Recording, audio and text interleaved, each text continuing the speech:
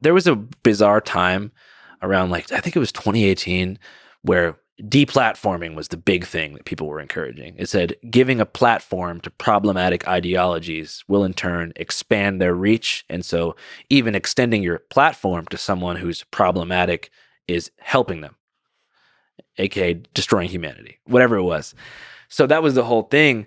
And when I did this media training that was, mandated by HBO, it was all training in how to defend from that exact question. Mm-hmm. They said, when we put you on NPR and we put you on CNN, they're going to ask you about platforming problematic ideologies. Mm-hmm. And you're going to have to say stuff like, sunlight is the best disinfectant. I believe that extremism only goes away when you shine a light on it, because leaving it in the dark will only allow it to grow. They gave me like 15 pointers.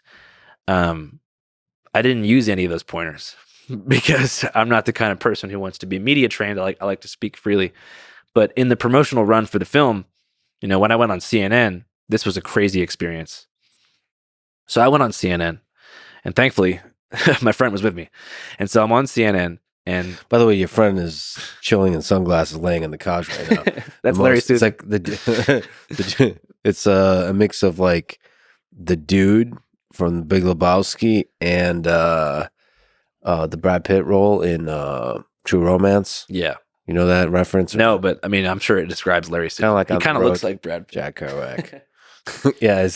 Yeah. So HBO had a press tour set up for me. And the main ones were CNN and NPR. And so they said, you're gonna go on CNN on the Don Lemon morning show. And he's gonna ask you about your life, what led up to the movie, what we can expect.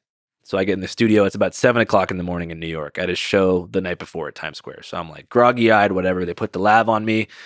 Boom, I'm live on CNN Sunday morning. And he goes, how would you describe Enrique Tarrio's mental state in the lead up to the Capitol insurrection?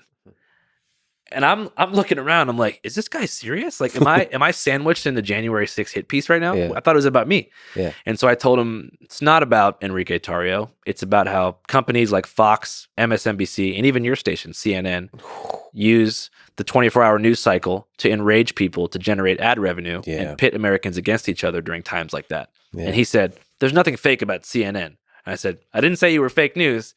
I'm not saying you're lying, but you're directly antagonizing and stirring people up against half the country because you need money to support a dying platform. You said that. Pretty much. Nice. And great. My mom was watching it. She was texting me. She's like, what are you doing? And I was like, I don't know. And so he goes, why'd you extend the platform to Alex Jones? Mm-hmm. And I go, I don't know. I just wanted to drink some Jameson and lift some weights with him. I'm just, at this point, I don't support that kind of media. I don't support CNN. Yeah. So, I didn't give them much information about Alex, but it was very awkward. They never posted the segment online. When I got off of that interview, I had a handler that A24 assigned to me. So I had someone with me, and you could tell she was flustered. Like, she was furious about what I just did. And so she goes, I just got an email from Time Warner C-Suite. And I go, what's Time Warner C-Suite? She says, I don't know if you know this, but the same people who own CNN own HBO, and it's Time Warner. And so they canceled my press tour. So my press tour was finished. All the late night shows that I was supposed to go on like the late night shows, and that was off the table because they were worried that I was like a loose cannon, I think.